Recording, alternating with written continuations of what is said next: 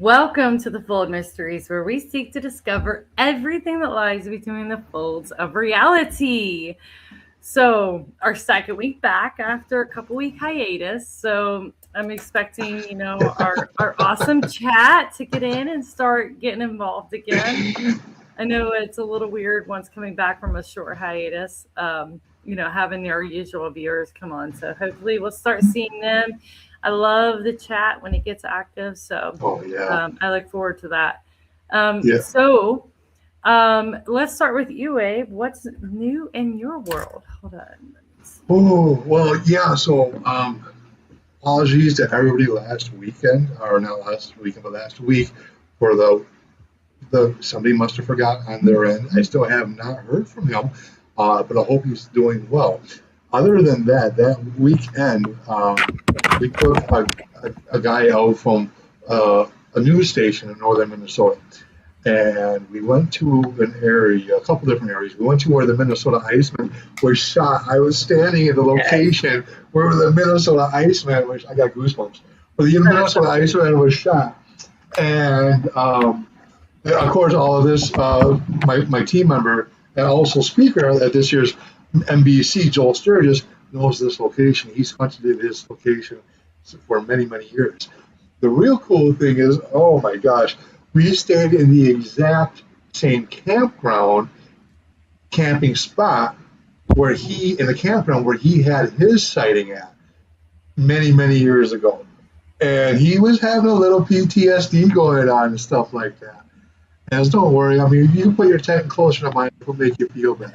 That type of stuff. I Oh, even, that's awful. I even try to give him a little bit of mace just in case he needs some pepper spray there. So that was really, really cool. Um, Especially, and we recorded everything in 4K. I just got back home today because I had work up north as well. So I just literally got back home this morning, unpacked the vehicle, work equipment, got it repacked for this coming weekend. So just to elaborate more, so we were stood where the Minnesota Iceman was, seeing that spot where Hansen, seeing the creature charge him and he shot at it, where the other two were eating the deer and they ran off and up the hill and stuff like that. And then we went around in this area. It was just really, really squatchy all the way around in the Superior National Forest in northern Minnesota. We stopped by at a lake festival in the White Lakes at a taco stand because we all were kind of hungry and stuff like that. But however, after that, I had some really, really good friends that had habituation stuff going on in their property, where her daughter has seen it a few times. Her sons has seen it. Sons, I should say, has seen the creature a couple of times. Where I personally and another team member heard bipedal walking, where eyeshine, was seen as well. And so I arranged it with one of her sons, who I've actually got to watch grow up. He took us back towards this river, and in doing so, it was the news guy, Matt Rasmussen, Joel, and myself, and the kid, the son. And we go back there, and I get my call blaster on. And you might be able to hear this coming in October, but this thing is freaking deafening when you're holding it. And we broadcast the Ohio Hall. And for Nice. those who don't know what the Ohio Hall is, that's where you see Bobo, I guess you could say, I'm finding Bigfoot like, that's the Ohio Hall. And so I got goosebumps again. I broadcasted that, shut that off, and about 5 seconds later, the news guy heard something mimicking what sounded like the Ohio Hall coming back in response to the broadcast. Interesting. So I couldn't hear it because my ears were still ringing. Joel didn't hear it because he was really close to me. The kid who took us out, he heard something in a different direction from where Matt Rasmussen possibly had heard his possible vocalization. So that was really cool, to have that happen. Other than that, just crunch. We had to change the date of the kids' Bigfoot camp out Hmm. to the weekend before, which would now it'd be August 14th, 15th, and 16th. the Yes. same day that somebody's having one heck of a conference, from what I hear. Oh my God. Speaking of that, so I'm so excited because Yes. all the little T's are getting crossed and all the little I's are getting dotted and everything's come together really well. We just got our T-shirts in, the full mystery shirts, replenishment of those. Plus, we got our Irons Michigan Bigfoot Conference shirts as well. We have all the little stuff that we needed together, and it's really come together really nice. And as everybody knows, this is the second annual The Full Mysteries Irons Michigan Bigfoot Conference, which is going to be held on August 15th and 16th. If you can, scan that QR code to get your tickets. There's vendor spots still available. There's still tickets available, but they are flying off the shelf because, it's a very remote town that people are coming in for this event for. And the ability to go out and actually search for Sasquatch after the event is a real possibility, because not only is there multiple stories about Bigfoot in the area, but there's also multiple stories about Dogman as well. Because as everybody knows, Dogman is Michigan is kind of Dogman Central, which I know is still a taboo subject. But if you go out, researching for Bigfoot while you're out there for the conference, there is a possibility that, you could have a Dogman experience as well. So it's kind of exciting. Either way, it's going to be an amazing, exciting event. It's very family oriented. There's going to be the kids corner where we're going to allow kids to kind of get the ability to see what it's like to cast their own Bigfoot print using their own foot. So they'll get to cast their own footprint. So that's kind of exciting. And, we'll also have the Bigfoot reporting booth. So if you have a sighting in the area, you can report it there and have the opportunity for us to actually go out and research that. Obviously leave us your name, your contact, the area that you saw it in, a little bit of detail about it, and give us the opportunity to research that. So they're going to have amazing speakers. Jay Bachochin is somebody that I'm really excited to meet in person. He's going to be there speaking.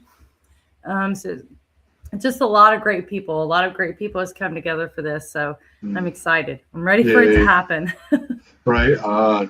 Hey, I'm glad that you had all these people coming in and helping you and doing, because for one person, trust me when I say for one person, it's a lot on your shoulders. And you felt some of that already. So that's awesome. I'm excited for you.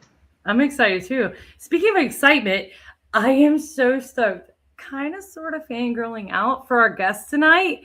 So our guest that is appearing tonight is somebody that I've always kind of held in high regard. He keeps his mind open. He researches many different aspects when it comes to Bigfoot research. So welcome to the Full of Mysteries, Todd Neiss.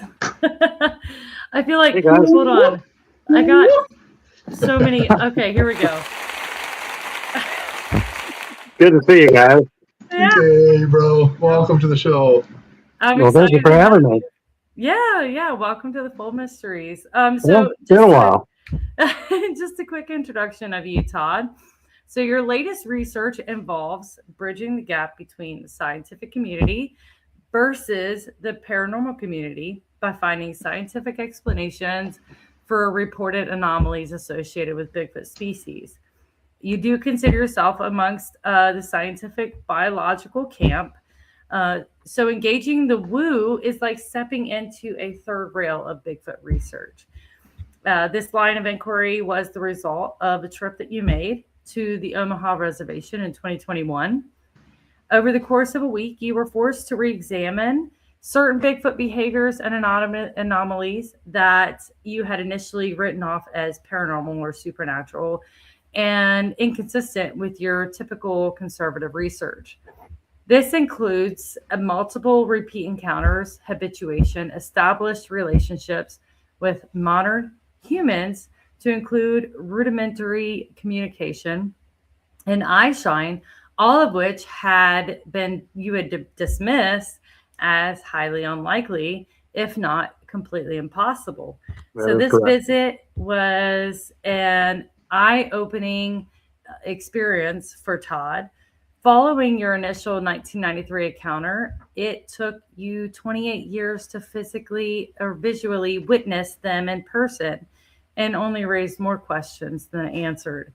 So upon your return home, you were able to solve the eye shine effect, which became the catalyst for you to go down the rabbit hole in search of scientific explanations for other alleged anomalies like appearing and disappearing, being zapped, blurry photos, orbs, mind speak, etc. Other topics that you typically look into are the origins, behavior, the human Bigfoot relations, official recognition, the IUCN and the ARRO, conservation and protection. So I'm very curious. So what is the IUCN and the ARRO? Well, that's a good question. The IUCN's been around for many years. It's the International Union for Conservation of Nature. It's based out of Stockholm, Sweden. And these are the folks that literally get to determine the health of virtually every species on the planet. You know, we typically think about, okay, they're healthy or they're extinct or somewhere in between, they're threatened or endangered. But there's actually 9 different statuses, if you will, on what they call the red list. And so I got into, trying to figure out how animals gain recognition, because when we look at ultimately getting protections for them vis-a-vis my American Primate Conservancy, you have to look at how they are recognized and what it takes for them to be officially recognized. That step is necessary prior to gaining any sort of protected status. And so, interestingly enough, in those 9 different statuses or levels, if you will, of species recognition, 2 of them would apply to our subject, the Bigfoot species, one of which is just defined as data insufficient, for instance, which our species fits into that category. In other words, there is information out there that suggests that this species does exist, but it is not sufficient enough for it to necessarily be officially recognized. Interestingly, the IUCN was, this goes back probably about a dozen years, but believe it or not, normally when a species is recognized, you have to have what they call a type specimen. A specimen has to be captured, brought in, dead or alive, ideally a male and female, to study the dimorphism between them. But about 12 years ago, I want to say, and I could be plus or minus a few years, but it was the first time ever the IUCN actually accepted the existence of a new species based solely on a photograph, a very clear photograph, actually several photographs, but that had never been done before without actually bringing in a physical type specimen. So that was kind of exciting. So I've been using that format, if you will, to try to through the Conservancy to try to get them established through the IUCN, I should say. Another interesting place I looked has been overlooked by a lot of people, really, and that's the 1972 Endangered Species Act, which is based obviously here in the United States. And there are a couple passages, if you're bored enough to read through the voluminous act itself, you'll find that there are a couple of statements made by the Department of the Interior, who controls fish and game and the Forest Service and many other different organizations, but they would be the ones, the Department of the Interior, to make that recommendation. But there are a couple passages actually in the 1972 Endangered Species Act that open the door for the possibility of getting protections for an animal without, without having to have a type specimen. The ARRO is the All Domain. You guys have heard of this. The All Domain. I got to get this right. The All Domain. It's under the Department of Defense, actually. The All Domain Anomaly. Look it up. This is ARRO, the All Domain Anomaly Resolution Office. Resolution Office. Thank you. And that's just recently been put together under the Department of Defense. And this is where, when we've seen the U.S. government come forward with what we commonly call UFOs, they call UAPs, unidentified aerial phenomena. Well, I have an issue with that organization and would love to bring it to their attention, and I plan to in a subtle way, I suppose, but a straightforward way. All Domain is the key to that whole organization, and it has to be, by definition, that they have to resolve anomalies in that department, both on land, terrestrial, as well as the air, the extraterrestrial, and for that matter, even subaquatic. So I plan to address that with the AARO to see if we can't get a particular division opened up for, let's call it, unidentified terrestrial phenomena. I like it. Yeah, I mean, it's in their name, All Domain. So why are we looking up in the sky when there are things right here on planet Earth that are being completely ignored? So right. There's the Reader's Digest version anyway of what those two organizations are, and I just threw in the Endangered Species Act for fun. Yeah, I mean, you bring about a valid point with the whole recognition of species, because even to bring a species out of extinction, which is a known species, you have to have at least a breeding pair of specimens, correct? Oh, absolutely. In fact, here's the people tend to believe that the definition of extinction is when the last of a species dies, and God knows we've actually witnessed that over the course of several hundred years. The passenger pigeon, for instance, we literally watched in the Cincinnati Zoo in 1937, Martha, the last passenger pigeon known to exist, go into extinction. We know the date, we know the time, we know the place when an entire species vanished off the planet, and we watched it. And and to me, that just that's very upsetting. They tried trying to do some hybridization with some other kinds of pigeons. It just never worked, and hybridizations rarely do. But anyway, I don't want this species to go the way of the dodo bird or so many other animals that we've literally have photographs of, and they're gone. They're gone. Right. So, but getting back to the definition of extinction, it doesn't have to be the last of a species. In fact, technical extinction can come into play when there are just several hundred of any species. Yeah. And that's because the breeding population becomes so small that there is inbreeding involved, which creates mutations and deformities. It affects the immune system, and literally, if there's a species out there where there may be 300 of them, let's just say, whatever, a spotted frog, whatever, that species is pretty much doomed to extinction long before the last one dies. So, and the fact that we don't know the population without any certainty of the Bigfoot species, we don't know the health of the species. We don't have all the information needed as far as habitat and resources. We've got clues here and there, but until it's taken seriously by science, we could literally, just out of stubbornness or pride watch a species, a very important species in my book, go the way of the dodo bird. And I personally don't want that to happen, which is why I founded the American Primate Conservancy in 2015, is to try to get some legitimacy in that quest. Yeah.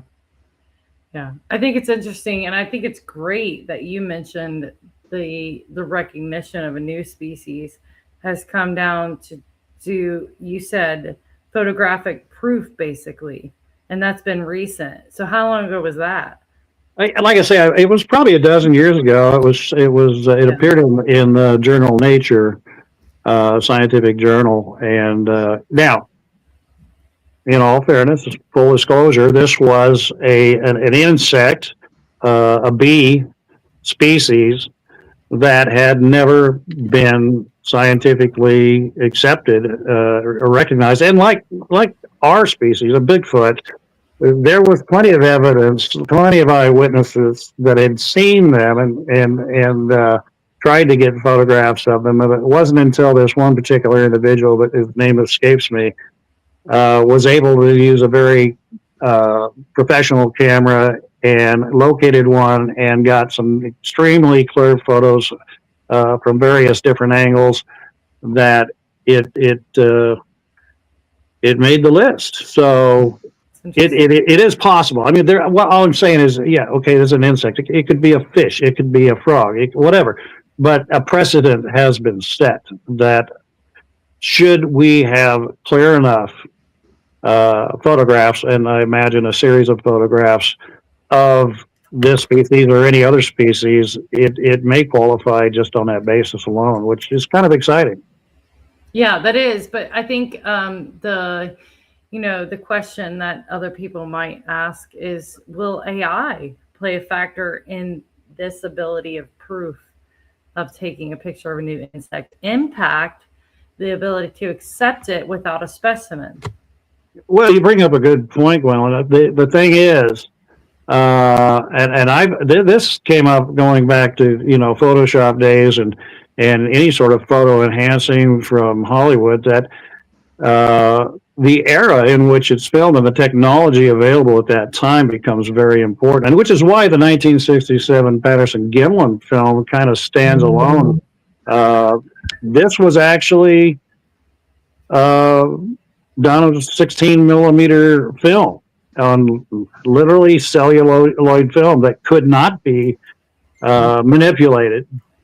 And although there's been numerous attempts, even in the currently going on, of digitizing and trying to enhance that, Mr. Todd Gatewood has been doing some amazing stuff, taking this 16 millimeter film to the level of almost 8K in terms of definition. Yeah, it's amazing. I mean, you can literally see the individual pebbles in Bluff Creek. It's he's doing some amazing stuff. He's a professional film restorer, has worked with Hollywood for years, and it should be coming out. He's been kind of dropping stills here and there, but even the stills are just absolutely phenomenal. So I can't wait to see the video reproduced in using the technology that he has. That's awesome. But you make a good point. And Photoshop, a good, and including AI, a good, a very good professional in that field still will be able to tell whether something has been done through AI. But it's going to get harder and harder, and the technology is going to get better and better. In fact, I'm not even here right now. You're not kidding. Right. Yeah, because with the digital aid, a lot of things are going digital. So the ability to manipulate digital images is easier when you don't have the proof of film. So it's crazy, yeah. And that's why I think it's really going to getting photographic evidence is getting harder and harder to pass that muster, that level of clearness on and proof.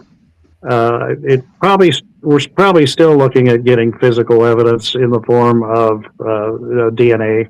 Oh, I think that's irrefutable and impossible to fake.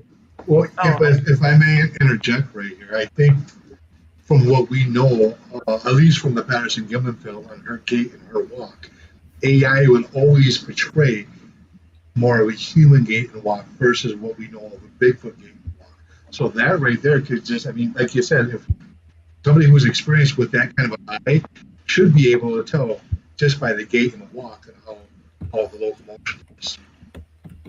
Yeah, there are some tells that a professional can latch onto, but I'm with Glenn. I'm just like, you know, what's going to be like in 5 or 10 years? It's just, I mean, voices can be duplicated, images can be duplicated, and as you know, you can make anybody you want say anything you want and do anything you want.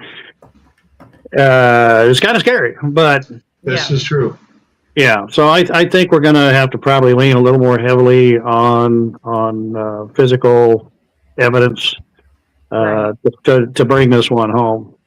You know, I totally agree with you, and that's just going to be the bottom line. And it's been the bottom line forever, as far as I'm concerned. That's what science wants. It's something where they can get their hands on, and unfortunately dissect, or even get close enough to study. Hopefully, we can see something like that happen, like how Jane Goodall and Diane Fossey did with the gorillas and the chimpanzees, where they got comfortable with her, you know, and so there won't have to be a body harvested, so to speak, and where it could be done in a more humane way.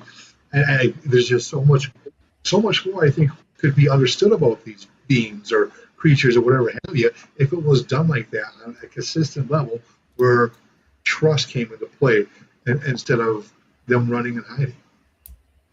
What bothers me is really the reputation that the Bigfoot has suffered at the hands of not only hoaxers but, like, you know, fakes and whatnot, and starting from the very beginning, given that horrible name, it just lends itself to suspicion and you know, criticism in this field.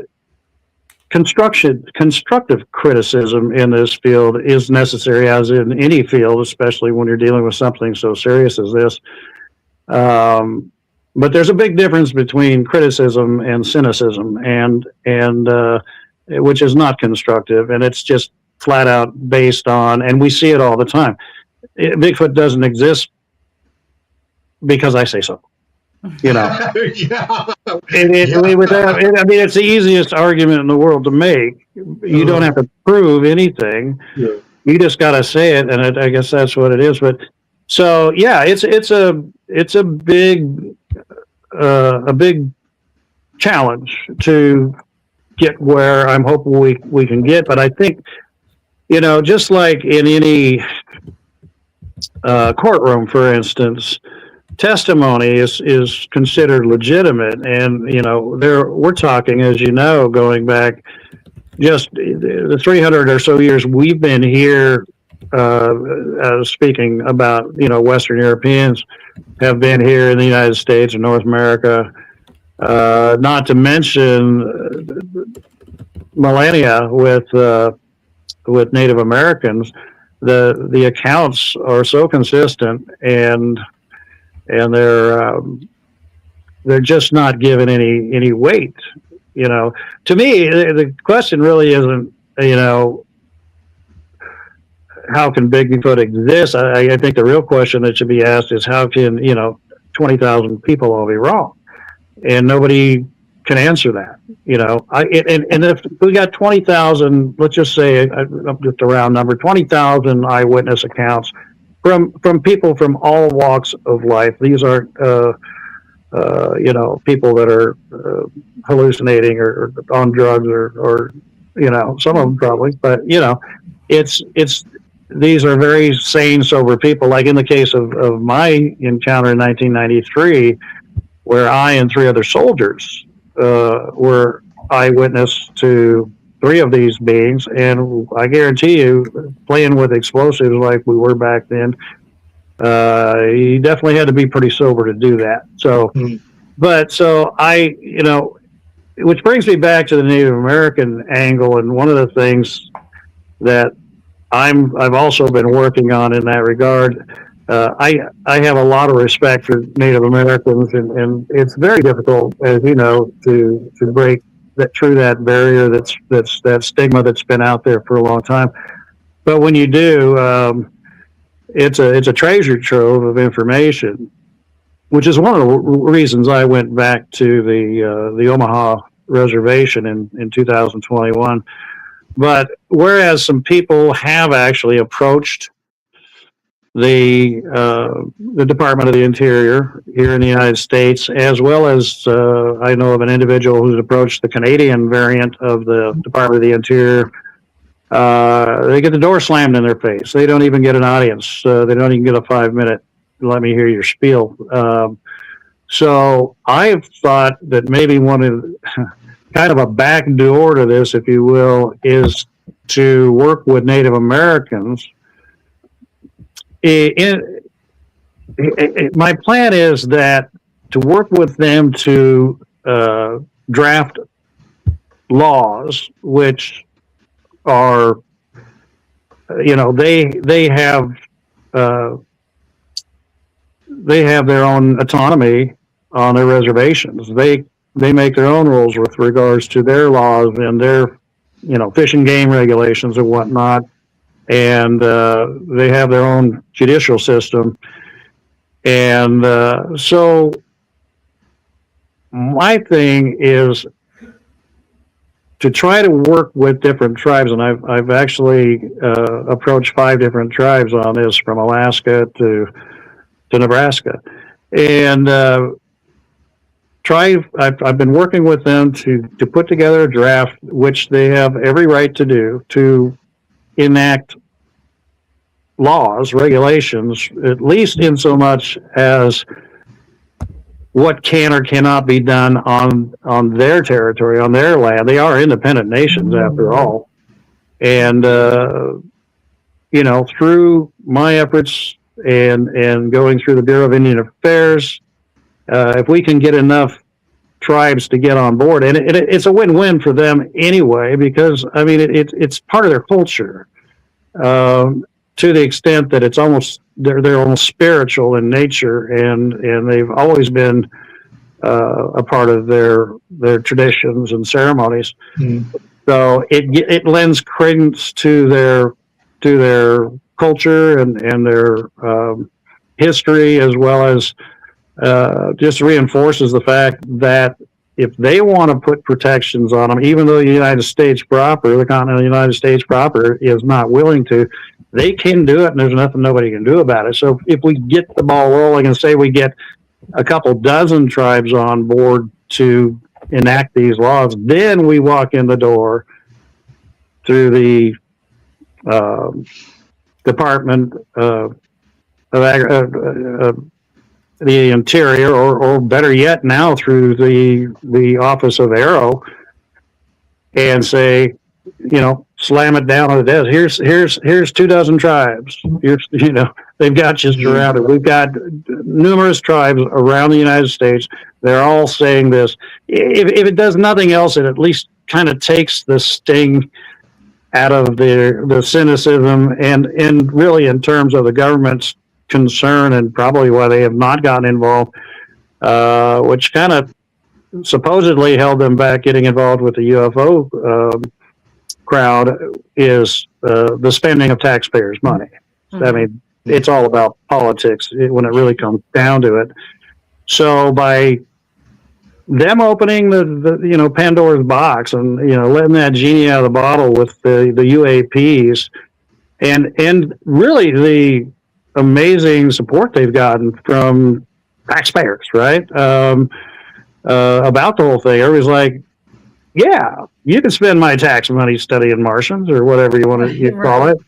And so it kind of opens the door a little bit for them to say, okay, now that we've got that offer, check that block, we're also going to have an office that studies unidentified terrestrial phenomena. and wait for the shoe to drop. But you know what? They've set a precedence that they've admitted to spending taxpayers' money on the UFP, UFO, whatever you want to call it, for decades, really. So with that precedent, I don't see any reason between that and perhaps getting Native Americans behind the project, and Arrow, like I said, it's Arrow opening up all domain, right? That maybe we can get more attention to this subject, because again, my bottom line, my greatest concern and my goal before I kick the bucket is I would feel horrible leaving this world knowing that I didn't at least try to do something to get this species protected. I want my grandkids, my great grandkids, to be able to have at least the same opportunity that I had, and I would just be I would be very upset to find out that we dropped the ball on yet another species. Right. I mean, speaking of that, I mean, not to jump down the conspiracy route, but do you think there are any downsides to the government with any admittance to the existence of Bigfoot, like that could affect logging, national preservations, and things like that? Oh, those excuses have been out there a long time, and frankly, I do believe, I'm not a conspiratorialist, but I can't help but believe that the government, at least in the form of the scientific community writ large, is and has been fully aware that this species is out there. And again, people say, well, then why are they keeping it quiet? And that's when you start, oh, well, it's going to affect logging. It's going to shut down access to certain areas. It's going to upset the religious community because of the evolutionary connection that may or may not exist. There's, I don't buy into that. Again, I go back to, I think their biggest hesitation in not getting involved is political. Again, the having to account for using taxpayer money to look for Bigfoot. You know what I mean? So, but again, we go back to this. They are opened this new office, and interestingly, it's under the Department of Defense, not the Department of Agriculture, or the Department of the Interior, or Fish and Wildlife. No, it's DOD, but I guess it's DOW now, right? Right. But anyway, so I mean, there's some incremental things going on that as technology advances, you both know. I mean, I've been doing this for going on 34 years, and the technology that we started out with and what we have now, and the affordability of that technology, I can only imagine what it's going to be.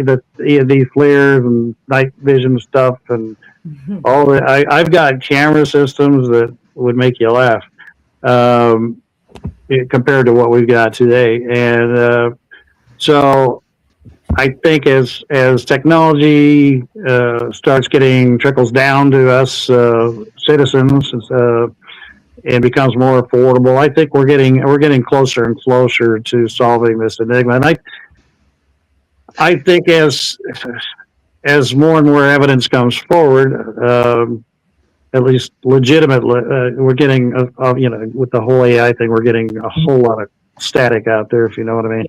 Right. But I think the chances of us having some legitimate evidence that's going to get the attention of the government it's coming. It's inevitable. It's inevitable. It really is. Yeah. I think when the government really dove into research of UAPs, I think they were kind of taken as a joke, and maybe even that's their delay of wanting to recognize Sasquatch, even though they probably have numerous reports from very trusted individuals about both topics, UAPs and Sasquatch. And maybe they're just waiting for others to find out before they finally admit anything. Well, I think part of it, Gwendolyn, is um, you have to you've got to put yourself in the shoes of the government. If you will bear with me, they have a pretty much a binary decision to make. Okay, and it's pretty simple, and it's all based on consequence. Okay, so when they put it on a scale and look at the options, so either A, you flip the button and say we're going public about it, and what are the consequences if we and when we do. I know one of the big consequences the government had coming forward with UAPs was mass panic, and loss of trust in the government. I mean, yes. To suggest that there is a technology at a minimum out there that we don't understand kind of makes you feel a little bit primitive, and that's a scary thing. And for the government to say we can't explain something, but we're going to go ahead and tell you that we hear you and this is what we got. Same thing with the Bigfoot. Okay, at least for the time being, I think they're in that same conundrum. And again, it's weighing consequences. Option one is to come out with it, and I'm sure they've ran numerous scenarios as to what the reactions would be. Mm-hmm. There would be, this is the big problem. There's no laws on the book right now that prevents anybody from going out there and killing or harming, capturing one of the species, and it's open season. And to me, that's kind of that's my catalyst for doing what I'm doing. We're behind the eight ball on this, but so that's one consequence. The other would a number of things that we talked about, the tax money being used for that, and maybe some ramifications about access to certain areas, at least in areas where a specimen is initially brought out from. Mm-hmm. I'm sure an area would probably be quarantined off until scientists can get in there and try to find another of the species. But wholesale across the country, no, I don't think that would happen. But you never know. And again, the religious ramifications and in the like we talked about, trophy hunters. So there are a lot of potentially negative consequences for that decision. Your other decision is shut the hell up. Yeah. Exactly. And what are the consequences for that? Right. Yeah. Okay. So can you blame the government really when this is the binary choice they're faced with? Do they know they exist? They can't help but at least be aware of it, and probably have certain individuals assigned to it. But are they ready to come forward to make that step, to flip that switch and risk the consequences that may come with it? Maybe not yet, but I think they're getting closer. I hope so. Yeah. I could agree with that, and I completely agree with you. We do actually have a great question from Justin. He says, great discussion. I have seen unknown objects in the sky, and as a pilot, I couldn't explain what I saw, so I am open-minded. With Bigfoot, I am also open-minded, but why no discovered skeletons found? Great question. Well, I get that asked a lot. It's a legitimate question. The best answer that I can give, well, there's a couple. One is that nature is a phenomenal recycler. Okay, case in point, and I use this in some of the talks I've done over the years. In 1991, I believe it was, I was hunting elk. Not far from actually where I had my sighting in '93, And I was by myself like an idiot, but I had tracked down a good sized elk, approaching 600-700 pounds, which is not that big when it comes to Roosevelt elk, but it was a female cow, and I had a permit for a tag for a cow, so I shot this cow. Now, I had been tracking it in snow, which made it kind of easier, but this was in November, and the weather in November in the Oregon Coast Range can change in a minute. And so, once I got this elk down, I began to do a conventional, traditional field dressing. When it started to pour snow in a form of a whiteout, and I was driving a 2-wheel drive vehicle by myself. And I knew that I had to go up in elevation to get out. So rather than do this traditional field dressing, I did a pretty field expedient butcher job, if you will. I wanted to get out of there. So I took the hindquarters, the shoulders, the back strap, and I left 80% of that animal laying there when I took off out of concern for my own safety. So probably a good 500 pounds. Almost all the bone, hide, head, I left pretty good size remains there. And I went back. The snow had cleared. It warmed up a little bit. I went back about 3 weeks to the day, and went to that very same spot where I left about 500 pounds of carcass. And had I not known where I had brought that elk down, you wouldn't be able to tell me that there was an animal there at all. Interesting. 500 pounds, and it could have all been gone in 2 weeks. I don't know. I just happened to get there in 3 weeks. But there's some videos you can actually get on YouTube online, where Fish and Game have left cameras, time lapse cameras on deer carcasses and other animals, and in time lapse, it does not take long for an animal to completely vanish. And it's just nature's way.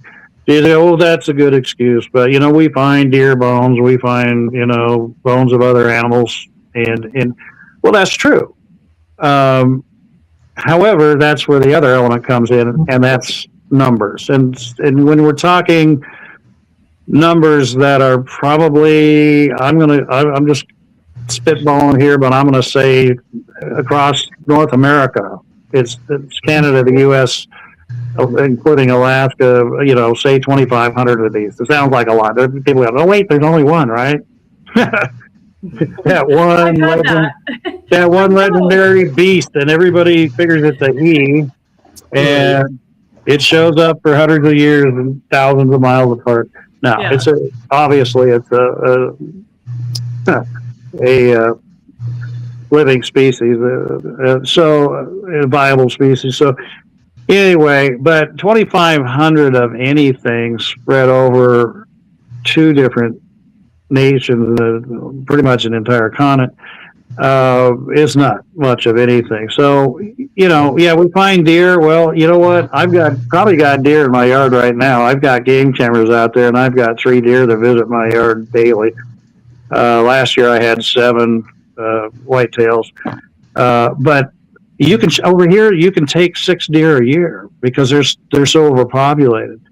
In Oregon, it's estimated there are 6,000 North American black bear in the state of Oregon, and rarely have they ever found the bones of a North American black bear, Ursus americanus, if you will, that has died of natural causes.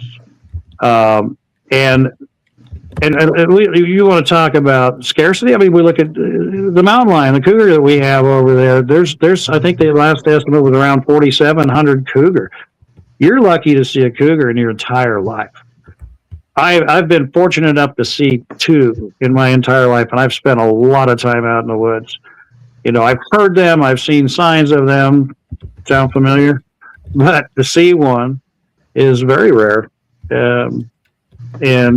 So That's a couple of reasons. It comes down to odds, and when you're dealing with a very scarce animal, um, and you deal also with Mother Nature, and there will be no fossils because fossilization is a very difficult process and takes very extreme conditions for fossilization to happen, and we just don't have that over here. You rarely find fossils unless you're going back into the Jurassic epoch. So it's the best I can do. I mean, it sounds like an excuse, but it's logical, especially with my experience with that elk, for instance. Right. You know, for 500 pounds to just disappear, you're not just dealing with, especially in the Pacific Northwest, you're not just dealing with scavengers, but you're also dealing with predators, you're dealing with insects, you're dealing with bacteria, you're dealing with weather, and the soil in the Pacific Northwest is very acidic, and it even plays a part in decomposition. So, but no, it's nature's way to disappear dead things. Right. You know, this might be a good time for me to jump in real quick, but on the other side of the coin, from what we know of Native Americans and their close relationship in the past with these beings, a lot of tribes consider these beings as being brothers because they're so close to us. And then on the other side of the coin, there's that theory that they bury their dead as well. Now, with that being said, what other species is out there, primate-wise, hominid-wise, that does that? Well, that's a great question, and it's that's my go-to really when people want to say that Bigfoot can do fantastic things, that don't make sense. Is to give me an example of another animal, specifically a mammal. We'll at least get to that level, and hopefully primate that's capable of doing that. You tell me Bigfoot can fly and shoot flames out its ass, then show me another animal that can do that, and we've got a starting point. There's one, but so. Getting back to your burial theory, that's a tough one. Burials, when you go back even to earlier versions of man, and we now know as of last December there's 14 iterations of humans now with the discovery of a Homo rudolfensis in China, December of 24. So we've added another one just on the heels of Homo florensis in Indonesia. So we keep finding humans. They're allegedly long gone, but so, and I do believe these are human. You're right. The Native Americans don't talk about them like they do any other animals, and they were somewhat animist in their own cultures in some ways, in that they assign certain powers to the wolf or the owl or the raven or the coyote or the snake, turtle. They had animal tokens, totems, if you will. But when it came to this species, they did not talk about them in terms of a common animal that they routinely would come across so much, but they would refer to them as a tribe. They often would call them either the first ones or the old ones, indicating that this group of this tribe was here before we ever got here. They were already established when we came to this new world. But back to the burial thing, burials or cremation, even to some degree, was based on not hiding a dead person, right? You with me? So it was really about sanitation, and it was about, because diseases, dead bodies, if you don't just leave them in camp, you've got to move them outside of camp and either bury them or burn them, or you can easily get exposed to some diseases. And traditionally, that's probably what started that activity. Later, it became a sign of respect and became more ceremonial. Do Bigfoot, are they of that psyche? I can't say for certain, but one of the things, if you saw my library I'm looking at right now, there's a couple thousand books. I don't just look at Bigfoot books. I've got books over there I'm looking at one, it's just called The Apes. I've got another, there's one here, The Dawn of Humans. I've got books on animal behavior, and several books on animal behavior. And it's really interesting to study animal behavior. You'll find that most animals' behavior, and tends to be very individual, is based on that particular individual's life experiences, right?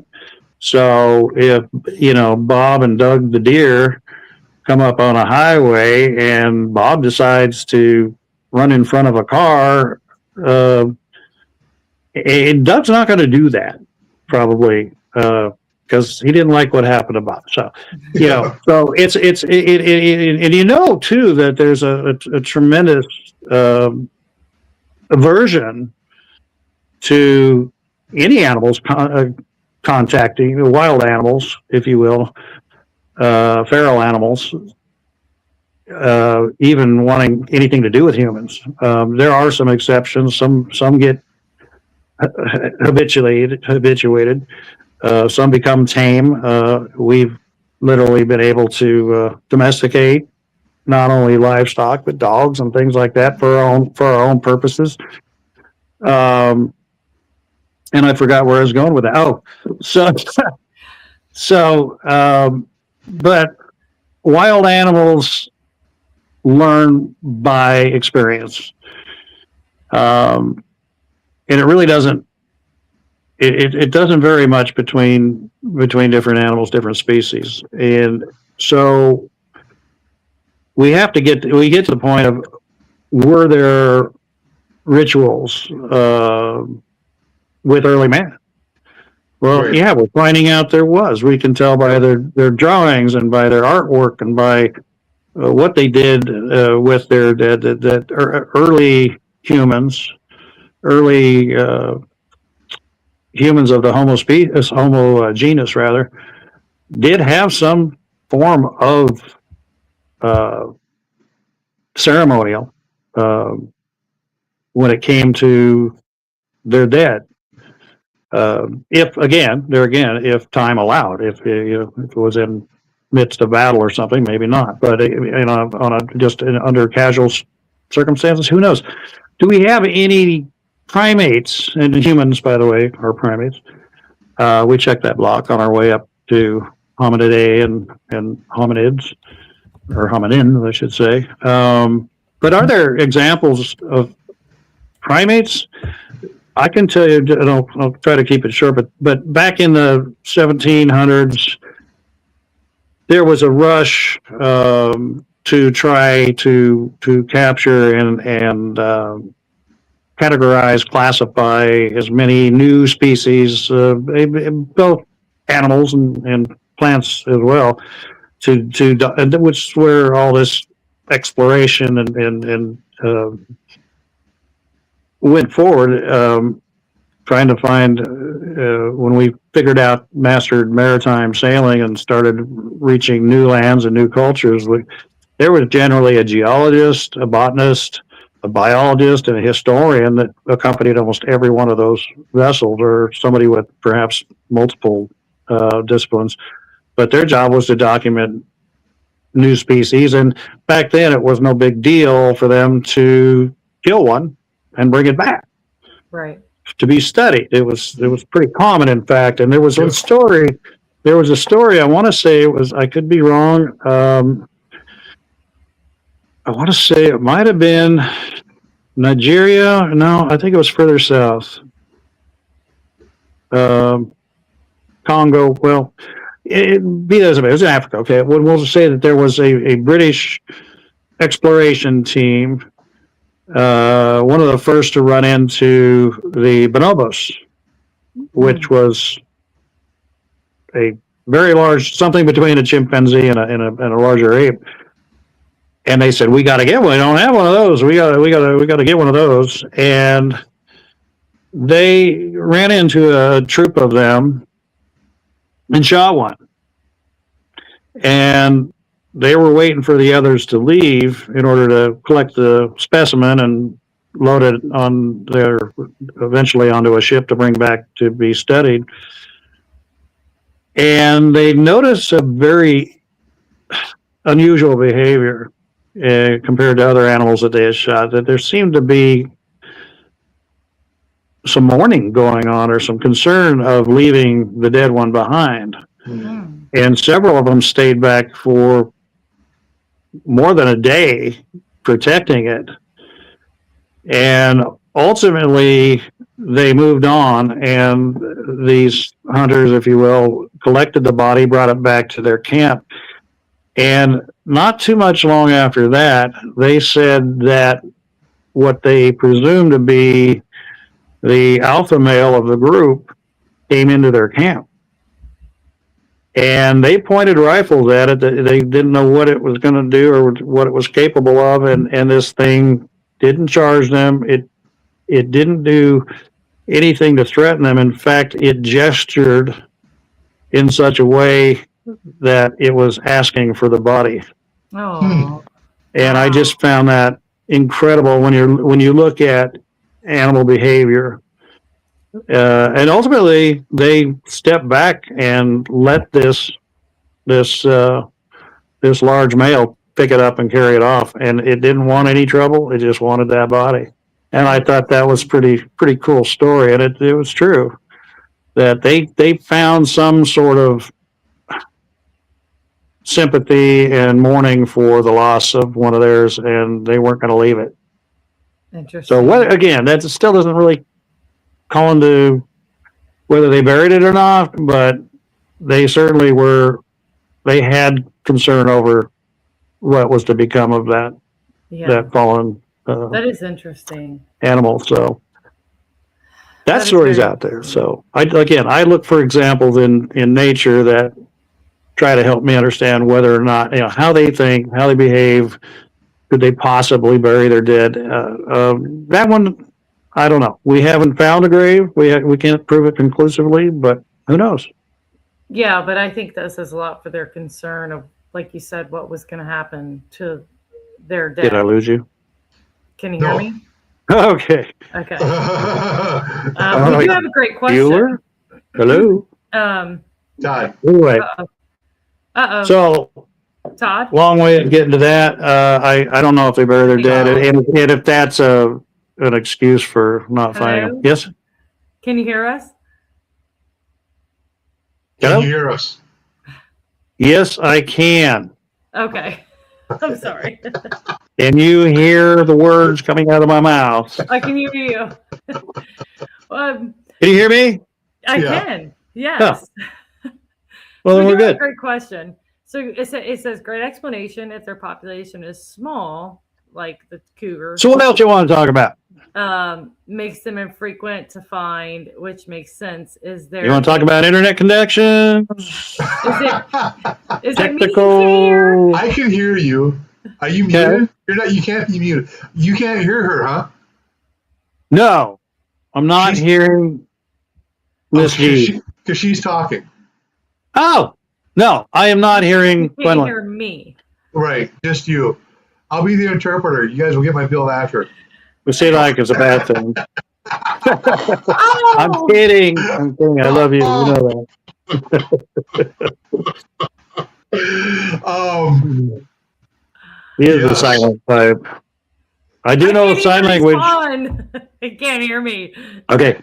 So go ahead. I You can be was my so interpreter. fair, Here, I Todd. thought I would need her to interpret your Minnesota, and you know, I'm just finally learning Arkansan. So, but Okay. I married my interpreter, so that's good. Oh, Anyway, oh Oh, my God. good for you. That's awesome. So, Gwendolyn, what would you like me to pass on to Oh, him? just the question. Okay, Just the so question. the question, she was just trying to relay this question that popped up. It says, great explanation. If the population is small, such as the cougar, makes them infrequent to find, which makes sense. Is there a minimum number in the science of biology to maintain a species? Is there a minimum number? Actually, there is a minimum number. Um, but is there a minimum number that you're aware of in the science of biology to maintain a species? And it's funny that he even brought that up because I was Googling or AI all of this information too, just during the show here. and what did you come up with? Well, Technical. Ask what the technical definition is, or the definition for technical extinction. You know, the numbers I recall, and it varied obviously on the species and the conditions that they're found in. I mean, and the general health of those species at the time. But when their numbers get reduced to, below or near 300, I don't know that it would be applicable to every species and every circumstance. But it's just interesting to note that you don't have to get down to the last one to realize that oops, it's Correct. it's going to be over. It's probably the last generation. right. It's like 200 you mentioned earlier, And correct? like 200 you mentioned earlier, she says. But from what I found out, I said, how many individuals would be needed to have a minimum thriving population? And it said at one time it was 50 individuals, then went up to 500, but now they're saying 1,000 to 5,000 breeding individuals is now considered a more realistic minimum for a healthy, self-sustaining population of a large, slow breeding mammal, depending on habitat and connectivity. For a Bigfoot-like species, assuming great ape-like biology, total population will likely need to be 2,000 to 10,000 animals or more because of not every individual is of breeding age and populations are spread across large territories. Yeah, like I say, it's an environmental and physical question because again, every species has a different gestation period.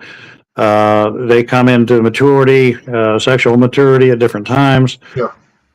It just really depends on the species and the circumstances they're in. But my point being that we're playing a risky game to assume that if these things are being seen as regularly as they are, they must be just fine. Yeah, I think I would that's agree. a fool's errand and not very responsible. Yeah. Yeah, and then that's where I stopped. But I also went on to say, so if Bigfoot were a real breeding species across North America, most wildlife biologists would expect at least several thousand individuals with 1,000 to 5,000 breeding adults as a rough lower bound for long-term persistence. So there it is. Yeah, I recall my friend, my late friend, Dr. Henner Fehrenbach. Did you know Henner? I talked with him briefly years ago. I was inquiring about the bell curve of the foot, how that plays in the height relationship. Yeah, he was amazing. He was a primatologist, was his main discipline, but he specialized in electron microscopy. But he brought his expertise to the Bigfoot community, and I remember having this discussion with him, and he had told me that he presumed, and at the time I thought it was quite exaggerated, but I don't anymore. He had suggested that there was a population based on his study, his knowledge of large primates. He studied obviously apes and gorillas in Africa. That he presumed there was at least 2,000, at least at that time, and that was you're going back probably 25 years. And a lot can change. I mean, that could be 25 years could be a generation to these things. We don't know that.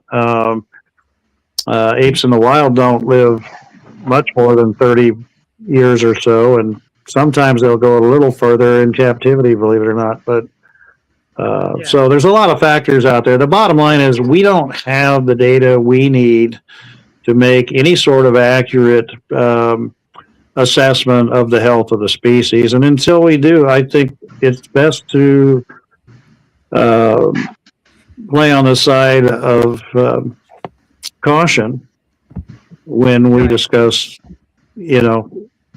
whether or not we protect this species. Right. Absolutely. So, can you hear me now at all, Todd? No. Okay. She just asked if you could hear her now. No, I can't hear you, Gwen. I'm sorry. Can you hear? Can you use your outdoor voice? Oh. Oh my God! So I don't know what happened. Unmute, whatever. I don't know. I'm unmuted. You can hear me fine, right, Abe? I can hear you fine. Well, as long as we got her up there for eye candy, because she's better looking than you. No, you're not. If you're looking for an argument, you are not going to find that from me. Yeah. Oh, yeah. I have so much to say, but I can't say it. So I just. Oh my gosh, so much to say, you can't say it. You just wanted to point it out. I appreciate. So, how are we doing for time? And scientific, you have that base of research for yourself. Take it away, Abe. Well, she just appreciates you and your eye for scientific base for research and stuff like that. Oh, well, thank you very much. However, I know that you're getting into the whole woo realm, which define woo, Abe, is to the whole woo community is basically the whole paranormal type research that goes into the Bigfoot field, where you have these floating lights. This dead air is brutal. At least all of them. Are you writing it down, This is not fair. I can't hear it. Hopefully everybody else can hear me.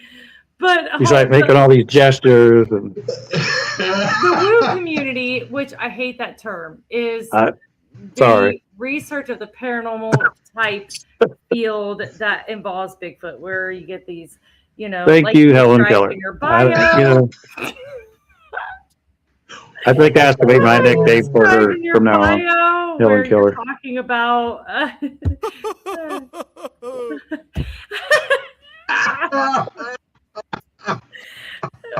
Now what? In your bio, where she played a sound effect. Can't even with this. That was easy. Another sound effect that said that was easy. That was me. That was me. So describing your bio, go back to the original where you talk about the getting zapped and the lights, the floating lights, and all that. Yeah. That describes the woo community. So, how do you involve your scientific research in the topic of woo? Now, my explanation was for the guest, but that question's for him. Right. So basically, she wants to learn, not learn, but ask you, how are you integrating your scientific research into the woo research, and what are you doing to, as far as zapping, mind speak, orbs, and that's going to be another. That's almost a whole other show. But I will say this.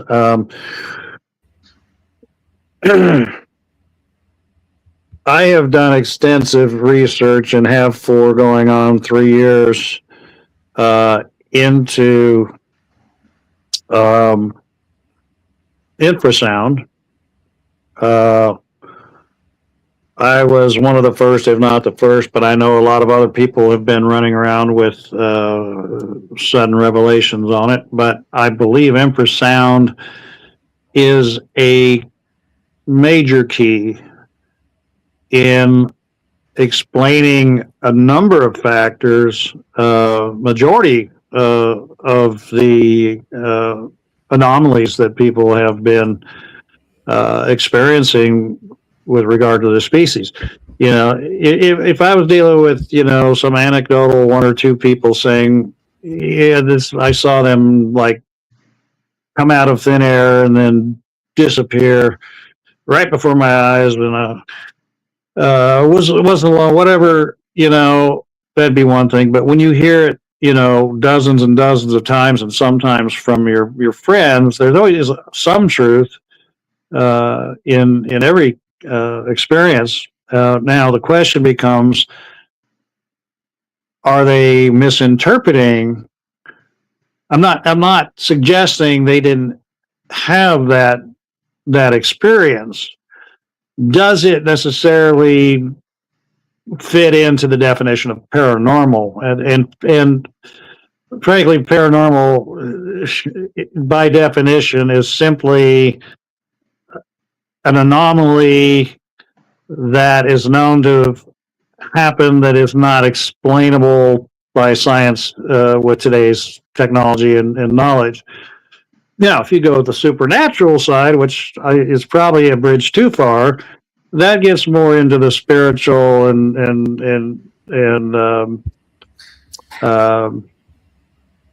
it's a different realm than paranormal. There's a lot of things that we used to call paranormal that penciled out mathematically, that was considered paranormal. This is absolutely normal today, just because half the time because we just stumbled across it. This infrasound has played a role in humankind longer than we even have known about it. In fact, when we learn about the effects of infrasound and how it's affected humans in the past, historically, by applying it in historically in reverse, all of a sudden things that happened in World War I and during the early years of space flight that we couldn't explain. We just knew that the effects of something, but it technically fell into paranormal. Then when we found out about infrasound, just for your listeners' sake, is humans. There's various levels of sound. Humans generally hear between 2,000 and 20,000 hertz. Okay, 2,000 being on the low end, 20,000 being on the high end. Anything higher than that, we can't hear. Other animals can. Obviously, dogs can hear in a much broader range, and other animals can hear in higher and lower ranges. Dogs, for instance, can hear 15 hertz to 35,000 hertz, quite a range. Because we can't hear it doesn't mean it doesn't exist. Similarly, darkness, for instance, our ability to see in the dark versus other animals that are nocturnal by nature, they can see light that we can't. If you can't see the hand in front of your face and it's what we call, pitch black, guess what? There's still light. It's just outside of our realm. So, how does infrasound apply? Well, in my research in infrasound, I'll pick one. And I truly believe this is a very viable. I mean, this isn't really quantum theory anymore. So when people say, "Hey, this," I'm going to go with the whole stealth, the whole, Bigfoot steps through portholes that are guarded by a little green man, or they can change their frequency and go into another dimension. Yeah, I've got a different take on that. And that is that they found that infrasound, again, we're talking sounds deeper in bass, if you will, than what we can hear, actually has a very physical effect on us, even though we can't hear it. The interesting thing is the lower the frequency gets, the more physical it becomes. Yeah. And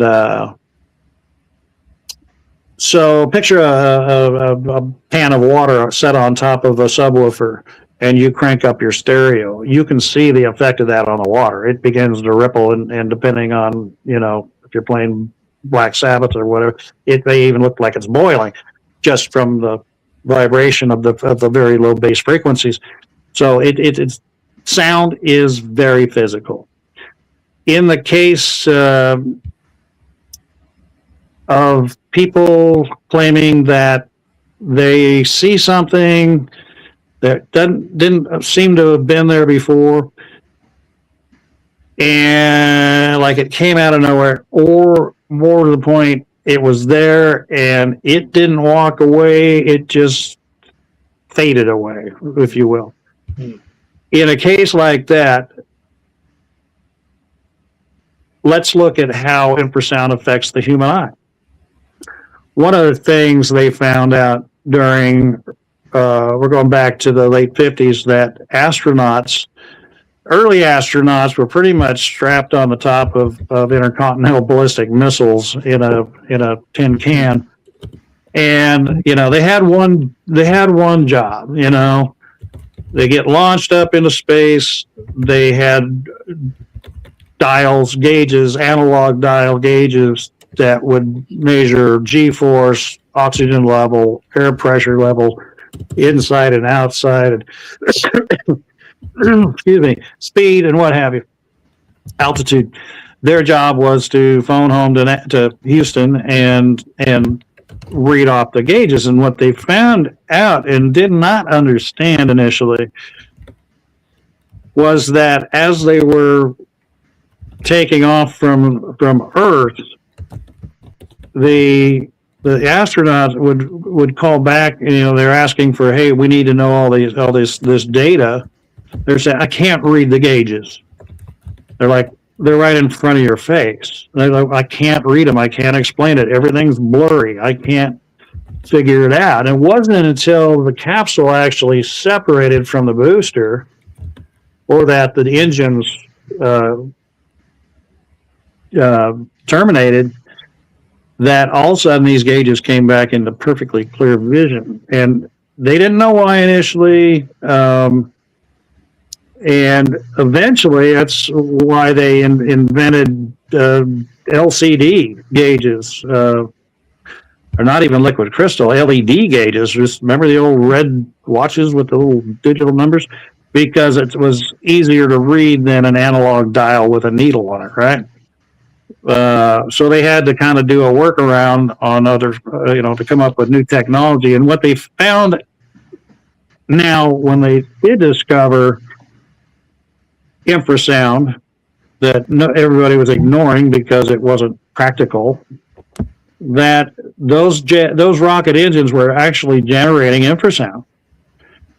They were vibrating at a frequency that you couldn't hear. Now, certainly parts of it you would they're pretty loud, but there were certain levels, frequencies that were below human hearing that were literally affecting the human eye. And the deal, it wasn't just vibration per se, but in a way it was, because what happens is, just like when you throw a pebble into a mere smooth pond, you see the effects of it, and it ripples like that. But what do you think happens when your eyeball gets bombarded with extremely low frequencies? Your body has different frequencies. The human body actually, different organs operate at different frequencies. they've discovered, and the human eye operates at about 19 hertz. Now, when it gets bombarded, it needs that frequency to see clearly. When that eyeball gets bombarded by vibrations or frequencies, say 15 or 16 hertz, it totally distorts your vision. Your eyeball is filled with liquid, the aqueous humor, and it's like that pebble in the pond. All of a sudden, you're getting shock waves, if you will, rippling through your eye, and it's affecting your vision. Now, where did that infrasound come from? Did Bigfoot do it? Well, again, I go back to are there examples in nature of other animals that can create infrasound? And by golly, yes, there's a whole slew of them too, and most of them, ironically, are large mammals, to include tigers, alligators, elephants, whales, rhinoceros, and somehow the peacock. I don't even know how that got in there, but they have measured. No, seriously.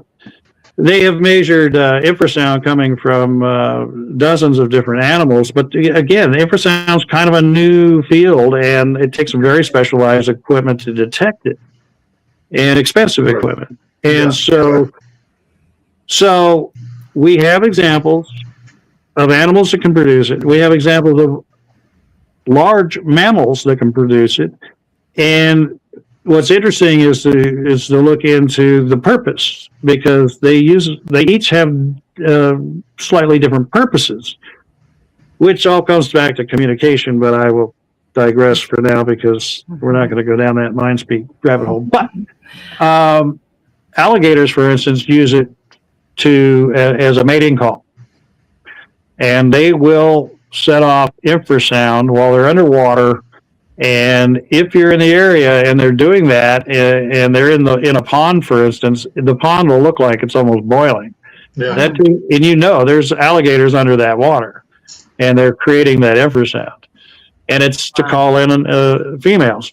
Yes. In the case of elephants, they use it to communicate their location and where they want to rendezvous at, for instance. And they can actually, what's amazing is they can literally, they send this infrasound through their huge drum-like feet into the ground, and they can other elephants of the herd can pick it up miles away.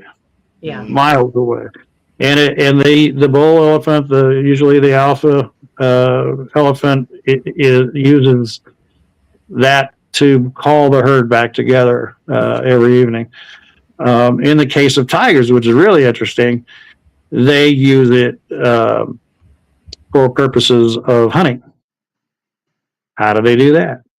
Well, they can generate what some people call the ultra purr. Imagine listening to a kitten purring. You got to get your ear right up there. Now imagine that like 10 octaves lower. It's sending out these sonic waves, these sonic shock waves. When they come up on a herd of antelope or whatever their prey is that day, they can send out this very deep guttural sonic wave that the antelope can't hear, but they can sense danger close. Something's not right. Something's off, and it puts them into a state of panic, zapped, and they don't know which way to go. It confuses the herd, and it causes enough hesitation to get for the tiger to actually get up on them. They can't. That's the other really interesting thing, is it's very difficult to tell the direction of the source of infrasound. And there again, whales use it for communication. We got some using it for communication between their species, for finding each other, for calling the herd together, for mating purposes, or in this case, for hunting. So it can be used offensively, defensively, just conventionally for communication of some sort, right? And so we've established that animals can produce this, that we can't hear it that this infrasound can in fact have physical effects on humans, that humans can create it, humans can generate it with rocket engines, with certain machinery, and even with explosions. Hello. Um, and it does have an effect. So, and a very large percentage of those that can produce it are large mammals. So I can't say with any definite, that Bigfoot has that or can produce it. Nor can I say they can't, but I can say we've got evidence of large mammals that can do it. And if, in fact, a Bigfoot can produce this, I imagine with the size of lungs they have, they could probably do just that. They can use it for any number of ways, both offensively and defensively. For instance, defensively, hey, you're walking, you and your buddies are walking, and you're going into their territory, and you're getting too close. They may put it on volume 1.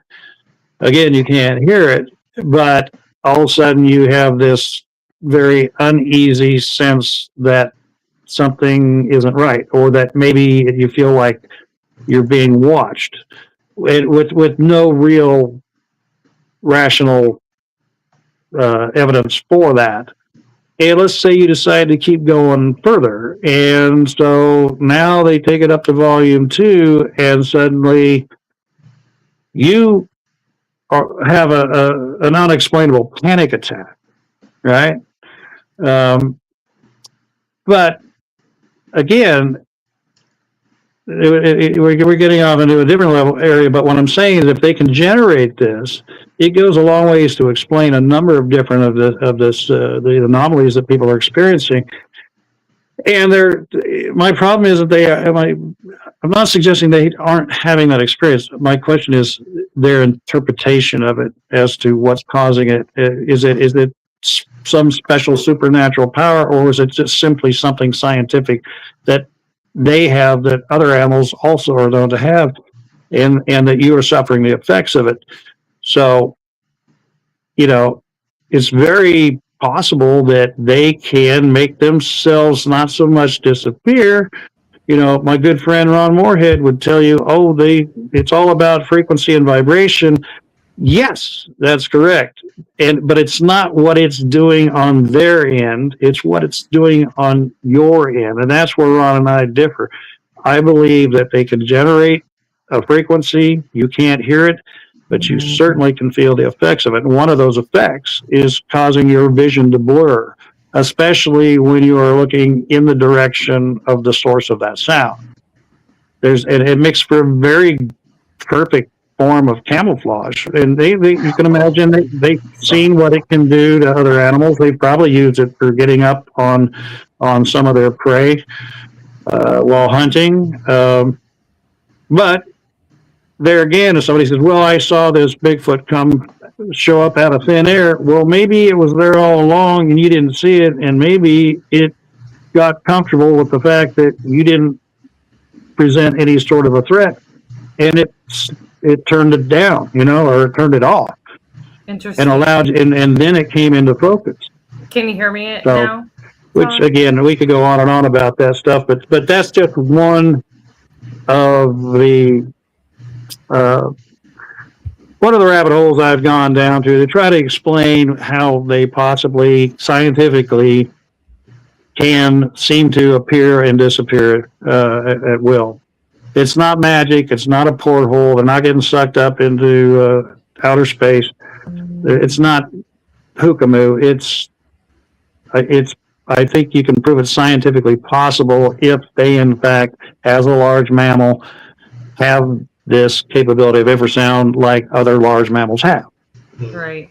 I agree with you. Yes. Can you hear me now? Hear her now? You can't hear me now. Because she left and came back in. You still can't hear me. I can't. I do want to say, I'm not getting it, dear. That sorry. You kind of base this research on the woo topic. Did you pay your phone bill? Base. That might be part of it. Everybody else can hear me but you. I'll relay it to you. I'll relay it to you, Todd. Give me a second. But I do want to mention a. All right, and then we're going to probably have to wrap up a little bit. I don't know how long you go normally, but we can wrap up. I do want to. You know me, I don't shut up unless you say, "Hey." Unless that big hook comes out. I do want to mention that one of our viewers just brought me this very. She's holding up something yellow with something black on it. Very rare copy of Jane Goodall. Is that a picture? Research into chimpanzees. Help me out. So she's holding up National Geographic magazine with Jane Goodall and the chimpanzees. So I do want to mention, as far as I'm aware, Jane Goodall was a. I see what you're holding up. Of. And I raise you. Yeah. So what are your? I mean, I feel like that adds credence to the whole idea that Bigfoot is a real possibility. I wish I would have met Jane Goodall. She was something else. Way ahead of her time. Give me a second, Todd. She was just trying to tell me something so I can relay it to you, bro. Jane Goodall was a believer in Bigfoot, the potential for Bigfoot existence. So I think that adds credence with all of her research into chimpanzees that there is a real possibility of Bigfoot in his existence. So if you pass that along for me. So when it comes to Jane Goodall, and I also talked with Maria Mayer like last year at the conference and everything, where you were a speaker of, so we know of their relationship. But from what Maria was also talking about with her personal relationship with Dr. Goodall, that Dr. Goodall also believed that there is a real, based on the evidence, a good the Bigfoot could exist. Oh yeah. Oh, she's said it publicly more than once. Yeah. Yeah. She's of the mindset that we have, it's arrogant for we as humans to think that we have discovered everything that exists on this planet. And you'll find if you look at both extinction and discovery of new species, National Geographic actually did just going back a good 20 years ago, they did a special on species discovery and extinction, and they were saying that every year, and this includes both plants as well as animals, but they said that every year something like 40 to 50 recognized, classified species every year, like 40 or 50 go into extinction. Or by that meaning that they have lost track of being able to find any more examples in the wild, and that over 100 new species, but again, flora and fauna, over 100 new species are discovered every year. Now, we could be talking insects and frogs and butterflies and what have you, but also primates. It wasn't that long ago that they discovered 3 new species of deer in Vietnam and Laos. So, I mean, we're not talking small things. So, it's, again, we have a lot to learn, and sometimes we get caught up in believing that if we were meant to know something, we would have been taught it in school. So if they didn't talk about it in school, so it just something like that would have been taught if it exists. So it doesn't exist. It's easy to get into that mindset. But again, we're talking about the real potential that out of our gullibility or naivety, that we're going to make the mistake of ignoring probably what is going to be one of the most greatest discoveries in the century. Mm-hmm. Yeah, so, yeah. Todd, by any chance, we're just kicking around the idea, but did you by any chance accidentally mute her by touching something on the phone? How can I mute her? Yeah, It's just, okay. If I couldn't It's do that, okay. I would have muted you a long time ago. Oh my God! Hang on, I just Yay! touched. Whoopee! Hey, what happened? He I just didn't. did sound effects. I found the sound effects. Game over. Well, it's been great. We'll see you later. Sorry about all of that. Yeah, I totally agree. The only thing that gets me is people. I think, and I'm totally with you because, especially with the infrasound thing, I've had a few instances out in the woods myself where I just felt disoriented, weak in the knees, and like a panic attack, anxiety attack, whatever you want to call it. And this happened while two people were around me, and I can't say that it was done by infrasound. I won't say that it was done by infrasound because I didn't have a meter that would say. Okay. Was there any rational reason for you to have gotten into that state that you could figure it? Well, here's the other thing. Just as on the 19th, me and Pops were out in the area where we shot for finding Bigfoot. And we were just sitting around the bonfire. And then, yeah, again, my heart just started going real, real fast. I'm like, oh my gosh, what the heck's going on? Totally relaxed, just him and I at bonfire. I was doing some vocalizations. I was doing some knocks and whoops and stuff like that. And then out of nowhere, my body just started to react. And I said, Pops, I'm not, my heart's kind of going fast. He goes, okay, let's get out of there. So, yeah, I mean, we left the area, and that kind of lasted for a little while. I think the body has a certain amount. The body's a mystery in itself. I don't know. I just think that when people hop on or have that effect, they're all like, oh, and then especially when they're all squashing and they got Bigfoot on the brain, they're already like, oh, you got zapped or blasted with infrasound.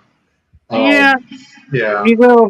So this unexplainable panic attack that you talk about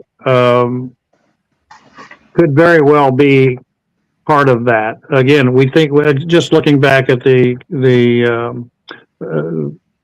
tiger and the Bengal tiger and how it uses infrasound to stun its prey and put them in a state of anxiety and confusion. It's a great trait to have, It is. It's very useful, but I've known people to have gone into that mode before, to panic attack. I personally, in 1998, experienced what I've come to know, or that qualified for what people call zapped. I hate these cutesy words they attach to what is simply a scientific reaction that will someday have a real neat name, but zapped. I experienced something like that. In 1998, I put together an expedition near, at the base of Saddle Mountain, which is not far from where I had my sighting, and I was very fortunate to have both Peter Byrne and Ron Moorhead along on my research team. And they had left the area, leaving me alone, and I went up the hill above the base camp to set up some seismic ground sensors. And short story long, I ended up getting roared at from a fairly close range, and I literally was paralyzed with fear. It wasn't just some euphemism. It happened. I could not move. I could not blink. I literally was frozen in place, and it took about 2 minutes for me to actually be unfrozen, if you will. And I had at the time just I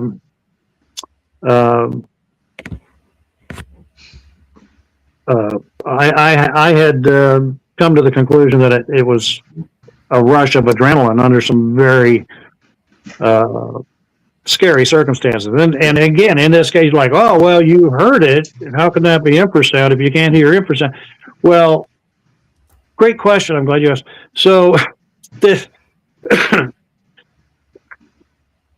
if you look at a lot of, you've seen sonic visualizations where people have put on computer purported Bigfoot vocalizations, and oftentimes you will see a very unusual artifact on the screen, which is a harmonic. If you follow me, there's a sound that is very, you can hear it very clearly, and so you'll see a sine wave on the computer where you'll see maybe a flat wave until the sound comes, and you'll see this bump in the sine wave, but there will be like a space above that sine wave, and there will be another higher octave, what they call a harmonic. And so they're literally making two different tones harmonize out of one voice.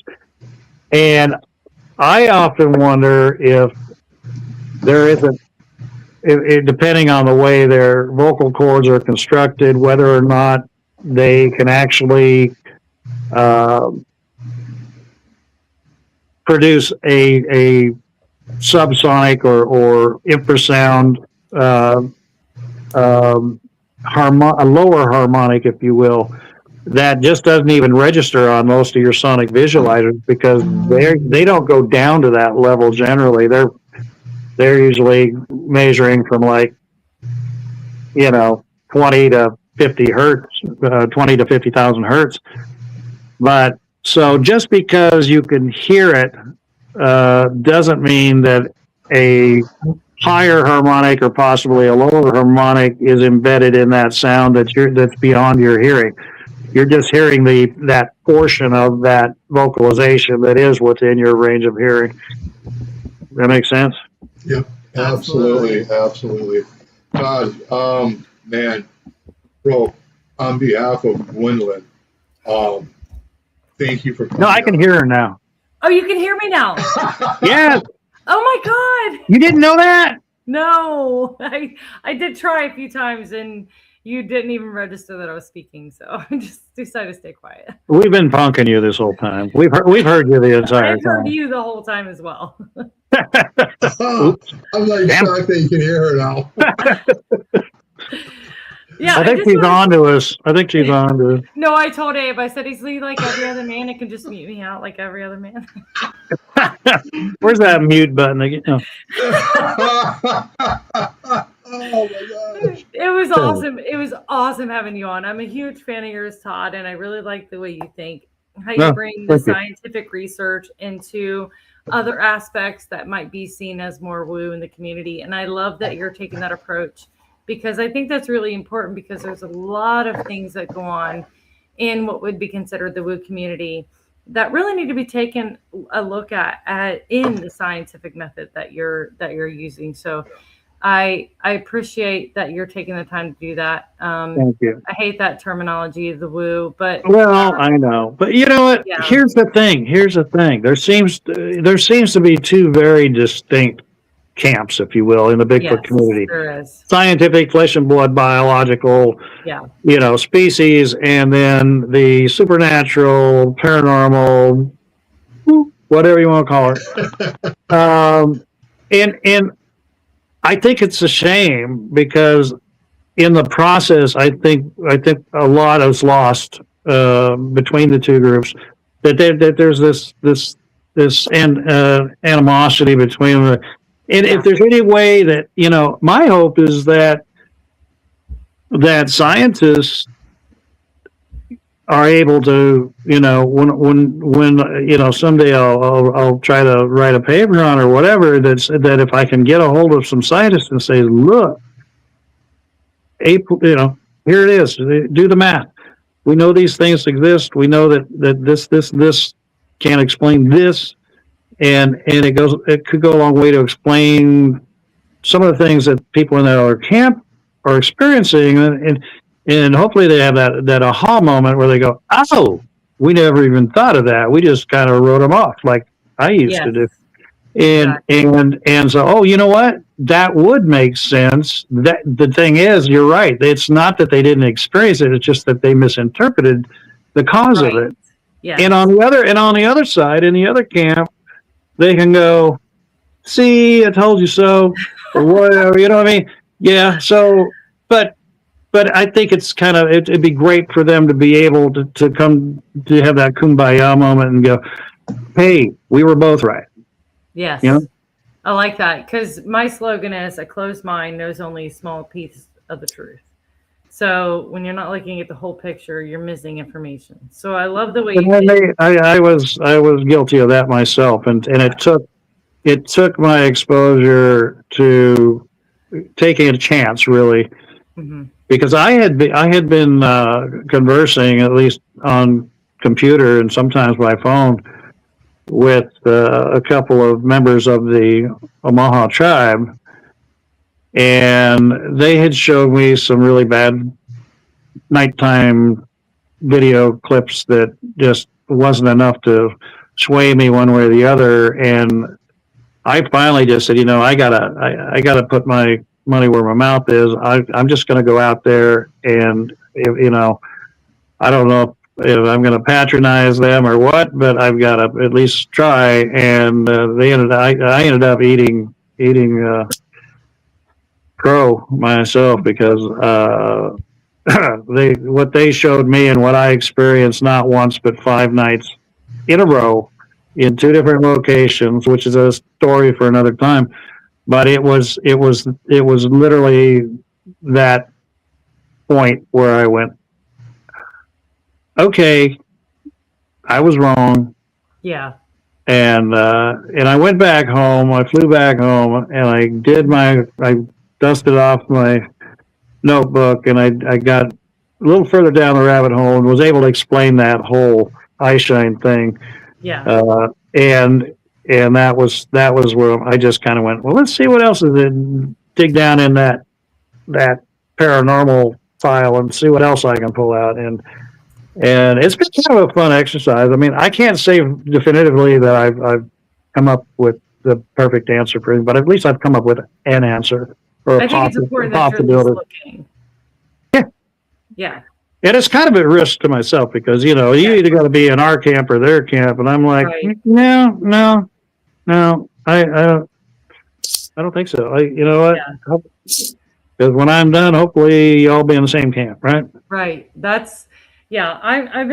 in the same boat as you. I'm kind of in both camps right now at once. And I take the same approach as you as far as looking at things scientifically that could explain the more paranormal seeming type of phenomena that's happening around Bigfoot. So I love your research. I'm a super big fan of yours, Todd, and I'd love to have you on again in an upcoming week, maybe even next week if you're up for it. So anytime. Yeah, I love it. And I hope to see you again. I always enjoy when I get to see you. So yeah. Next time we mute Abe, that'll be fun. Yeah, that would be awesome. Hey, sorry, Abe. Only fair. Well, you guys had me muted. Who did that? Well, me. I did not do that. Yeah, I said mute Abe and just went. All right, guys. All right. It's not me. No, it's me. No, I'd be more than happy to come on anytime. I love you both, and I appreciate you as well. So, thanks, Todd. I appreciate you. Love you too, brother. Well, thank you, everyone in the chat who came in to join in and add to it. So, Todd, we'll see you in an upcoming week at some point, and we'll see everybody next week. All right. Watch out. That was easy. Bye.